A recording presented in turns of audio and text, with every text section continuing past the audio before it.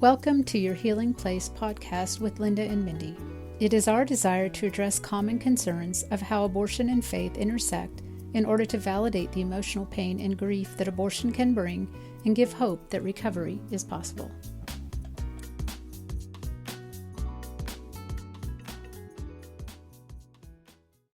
In an abortion experience, oftentimes there's somebody who betrayed us, wounded us,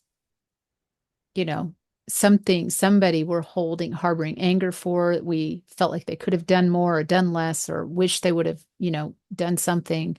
Sometimes that can be, towards God, but we'll talk about that another time. But one thing that we need to understand is what forgiveness is and what it is not.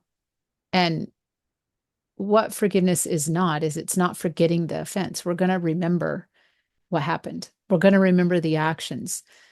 We're going to remember those things.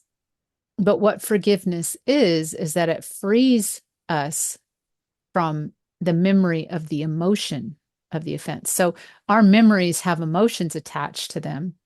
And when we have fully forgiven somebody, truly, when we think about that person, there's no longer emotional response that comes with it. Or when we think about what happened, or when a word is said, when we talked about the triggers, we're not triggered into an emotional response that's unpleasant to us that we want to get out of. That's how we know that forgiveness has been complete in a process.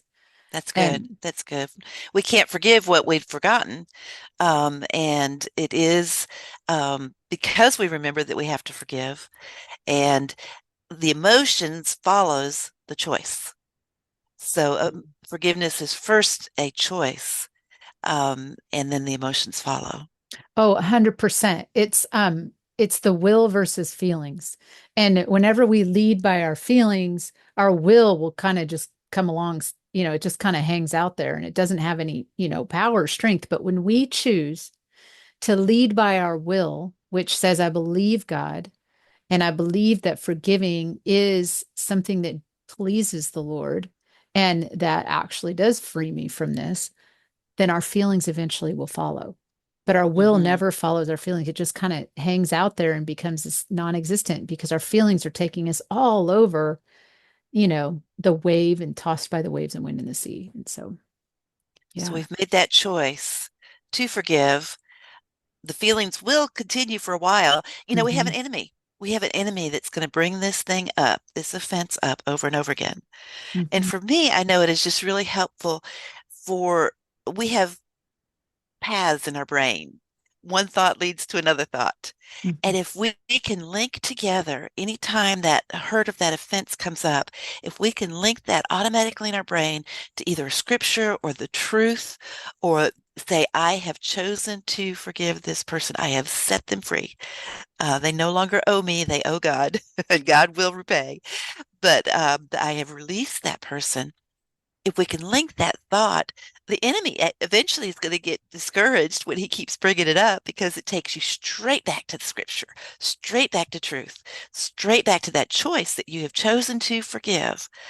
And then that takes the power out of those emotions. It takes the power out of that.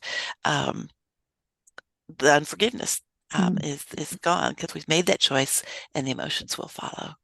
That's so good. And it makes me think of, I heard somebody explain something, and it was not necessarily about a forgiveness, but it was about, I think, more about habits and stuff. But it talked about the good dog and the bad dog. And which dog are you going to feed? If you feed the bad dog, the good dog's going to starve. But if you feed the good dog, the bad dog is going to starve. And so in that kind of picture and analogy with forgiveness, Mm. if we feed our unforgiveness and our anger and our bitterness and all that, what's good and righteous and true that comes from the word is going to be starved in our heart. But if we feed our heart with what is good and righteous and true, that all of that unforgiveness and bitterness will starve and wither and have no more room in our heart, because the goodness of God's truth is going to expand in our heart and take over. And that's where And we're free. the words of our mouths are very powerful too. I know I've had Yes. people really struggling in group with forgiveness, and they continue to bring up the offenses and speak them out loud. Mm-hmm. And that feeds the hurt and the emotional Mm, pain of that.